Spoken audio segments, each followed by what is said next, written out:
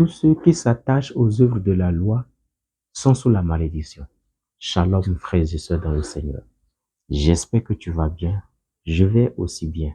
Nous voilà encore dans une nouvelle vidéo, toujours pour l'édification du corps de Christ, toujours pour que tu puisses comprendre correctement la parole et demeurer qui tu es devenu en Jésus.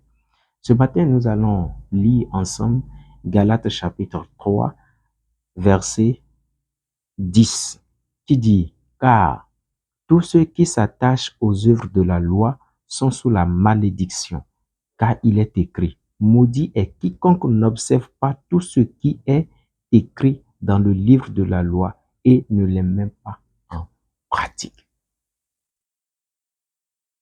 Tu vois? Tu as compris? Est-ce que tu as compris? Tu peux relire ce verset durant toute la journée pour voir si réellement toi, en tant qu'enfant de Dieu, ou bien toi en tant que chrétien, ou toi en tant que fréquentateur d'église, tu es dans les normes.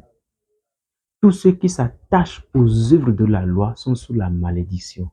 Aujourd'hui, quel est ton fondement de croyance? Tu crois à quoi?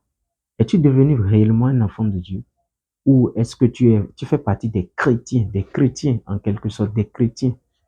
Aujourd'hui, les chrétiens, c'est ceux qui vont à l'église, ceux qui s'adonnent à la religion, christianisme. Et puis, tout le problème, c'est d'aller à l'église, prier, revenir à la maison, prier dans la nuit, et puis c'est fini. Tu ne vis pas ton identité en Christ. Parce qu'il faut comprendre que quelqu'un qui devient enfant de Dieu, c'est quelqu'un qui vit la vie de Dieu en lui. Et personne ne peut devenir enfant de Dieu par les œuvres de la loi. C'est impossible. Toi qui recherches ce salut, cette assurance du salut par les œuvres de la loi, mais je vais faire ci, je vais faire ça, je dois prier, je dois faire ça. Non, le salut ne s'obtient pas par les œuvres de la loi, mais le salut s'obtient uniquement par la foi en Jésus et en Jésus seul. Shalom mon frère. Si ce message t'a touché ou si ce message t'a révélé quelque chose, écris dans le commentaire « Merci Seigneur » pour que ensemble nous puissions évoluer à pouvoir mûrir dans la parole de Dieu. Sois béni. Shalom.